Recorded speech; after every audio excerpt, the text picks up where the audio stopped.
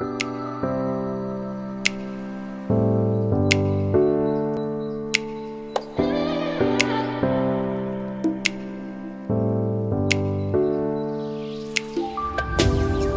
le cadre du prix Joseph Cotte, les élèves de terminale baccalauréat professionnel travaux forestiers du lycée Nature et Forêt de Noiretable ont décidé de rencontrer des acteurs du territoire qui, à leur manière, sont animés par un idéal.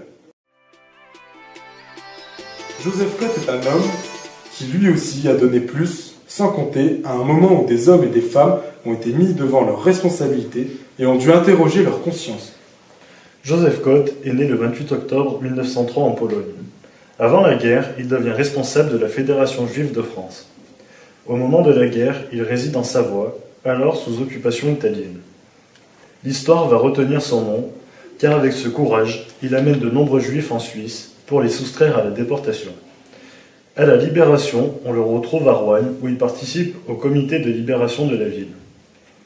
Entre 1942 et 1943, depuis l'hôtel Éden à Saint-Gervais, face au Mont Blanc, il organise la vie de toute une communauté. Inlassablement, il monte des opérations pour éviter l'arrestation et la déportation à de nombreuses familles juives. Par son action à Saint-Gervais, il contribue à donner un havre de paix et de répit à des familles pourchassées qui gagnent ensuite Genève et la Suisse. Joseph Cotte saura faire des miracles alors que l'horizon s'assombrit partout en Europe pour les Juifs harcelés par le régime nazi et ses collaborateurs. Bonjour, je suis Gavin Payet, élève de terminale bac pro travaux forestiers au lycée de Noiretable. Et donc je suis ici aujourd'hui pour venir vous parler du prix Joseph Cotte. Bonjour, je suis Yael Novenstern. J'ai partagé avec le lycée forestier la création du sentier de la Coche dans un but de sensibiliser à la gestion durable de la forêt et à la santé de la forêt et la santé de l'être humain. Donc aujourd'hui, je vais vous poser des petites questions.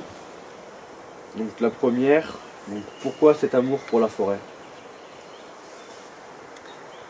Parce que l'arbre, la forêt sont des éléments de la création dont nous faisons partie et qui nous apprennent l'essentiel de la vie.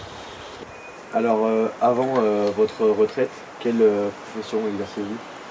J'étais médecin pédopsychiatre.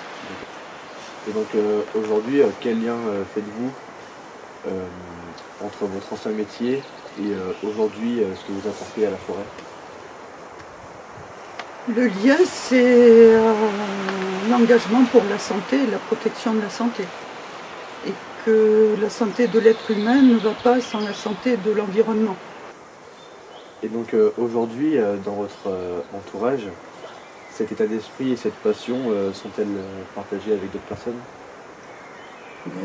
Oui, beaucoup avec donc le lycée forestier, les enseignants, et puis le groupement des sylviculteurs. Il y a un technicien forestier du CRPF qui est très engagé sur la multifonctionnalité de la forêt. Ensuite, comment êtes-vous devenu propriétaire de ces parcelles ici à Noiretable?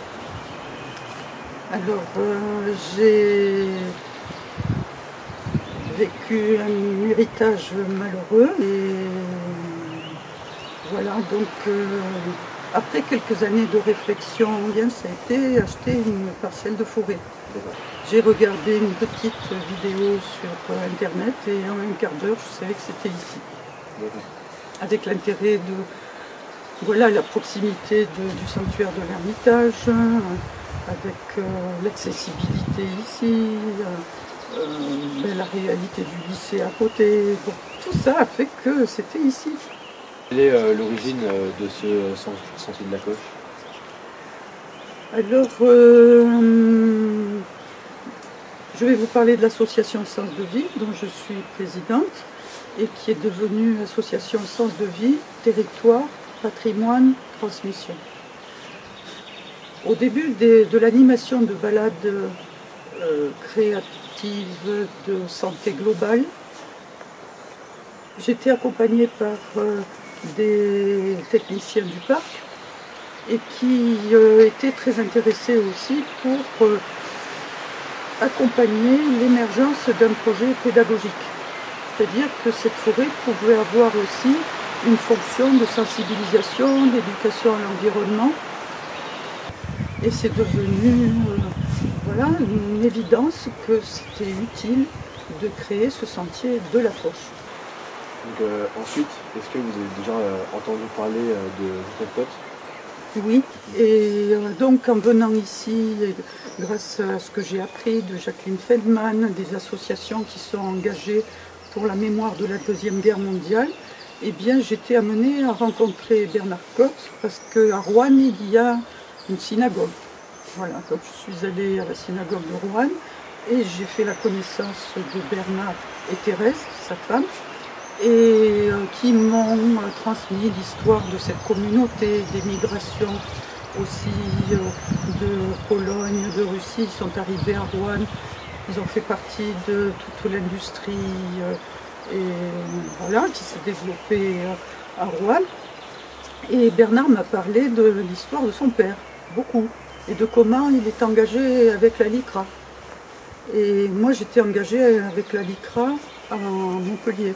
Donc après, sur les questions de lutte contre le racisme et l'antisémitisme, eh bien c'est voir aussi comment la cohabitation ou les interrelations entre le sapin pectiné et le hêtre et les sorbiers, eh bien c'est des interrelations qui sont tout à fait fécondes et utiles et qui rendent de la forêt plus riche, plus nourricière, plus...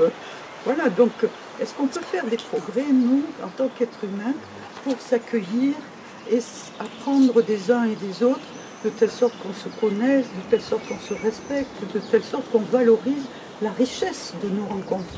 Et dans ces cas-là, eh bien, il n'y a pas cette tentation de nous séparer parce que nous sommes différents et qu'il faudrait suivre l'idée qu'on est tous pareils.